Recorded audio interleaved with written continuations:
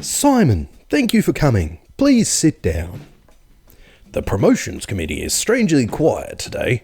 Normally they're far more boisterous and sure of themselves. This has to be good news.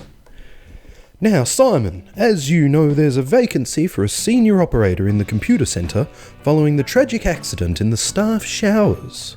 Yes, Ayata. Tragic. How the hell a toaster got in there in the first place is beyond the scope of this committee, as our main interest is to find a replacement as soon as possible. Ordinarily, we would appoint such a senior position externally, but following that awful business with the lift controller failure and the shortlisted candidates... Awful, I sigh. My heart pity at the tragedy of 3 senior operator applicants plunging down a lift shaft to their deaths. Completely accidental, you understand. It still seems very strange. Apparently, the accident inspector stated that the lift appeared to be accelerating faster than the speed of gravity when it fell. But I guess we'll never know now that the lift control room had that big electrical fire. I could be oversensitive on this issue, but I'm feeling a little bit of dissent in the room around me. Some members of the promotions committee appear to be having problems making the decision of whether they should support the university's interests by appointing me senior operator or becoming involved in the next fatal campus accident. I decide to cut through the red tape and get to the point. So essentially, all supposition aside, you wish me to take over the role of senior operator? The chairman utters, looking around the room for backup. Yes. Okay, fine. I'll need a couple of K extra for the increased responsibility, say another K for relocation. But you're only 2 offices away! Good point. Another 2K for relocation, and new office furniture. Leather armchairs would be good. Oh, and an espresso machine. I get up. Well, that should be all, I think, so I'll just get off back to work. While they mutter amongst themselves, I make my exit back to the control room. As it's getting towards the end of my working day, 3 PM, I right protect the user disk and start a shutdown for 1 minute. The phone rings. I can't save my work. A voice sobs from the phone. You really should try. But the system won't let me, he whimpers. Can you halt the shutdown? Well, I'd like to, but it's irrevocably committed to shutdown. There's no telling what might happen. We could lose all your work. There's no telling. You can almost hear the wheels turning. I hang up. They're obviously not committed. The shutdown completes and I reboot, then decide to introduce a little fun to the network by pulling out random staff terminal lines and repatching them to the student areas and vice versa, just like the big break-in of 91. Next, I choose a letter at random from the complaints box to use as this week's external penetration victim, then delete all their files.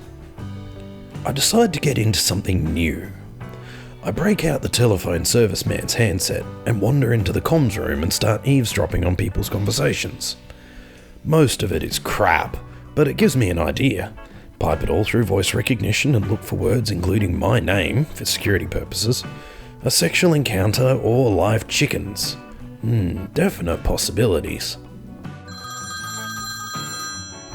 A user rings. Oh, hi. Can you tell me what my password is, please?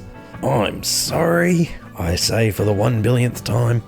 Passwords are encrypted on the system, and it's far easier for me to change your password than it is to find out what it is. Which is crap. I know what it is. The password changing routine does have a slight in-house modification, which the implementers probably weren't counting on. Okay. Could you change it to Desert, please? That was my old password. I'm sorry, but we can't change users' passwords to ones that they supply. That would compromise site security. Oh, then could you just give me a new password? Sure, what about Desert? Okay, that would be fine. I hang up, they hang up. 10 minutes later, they call back. Have you changed that password yet? Change the password? You just asked me to give you a new password. You said nothing about changing it. But, well, Could you change it to desert for me, please? I'm sorry, but I can't do that because of the security compromise, as I told you before. If I knew your password, I could possibly log into your account without you knowing, couldn't I? Well, yes. And if that happened, your data would be compromised, wouldn't it? Yeah, I suppose it would. So in other words, if 2 people have the password to an account, the security of it is at least halved, isn't it? Yes, I suppose you're right. Of course I am. I'm the operator. I'm not only right, I'm wrong if I want to be as well. He doesn't know whether to agree or not. Wimp. Now, I say, breaking the tension, I'll change your password for you. Okay, thanks. No worries, bye now. But They ring back. you didn't tell me my password. Of course I didn't. We already agreed that 2 people knowing the password is less secure than 1, didn't we? Well, yes, but... No buts. Security is security. Off you go. That's the problem with this job. It doesn't come naturally. You have to work on it.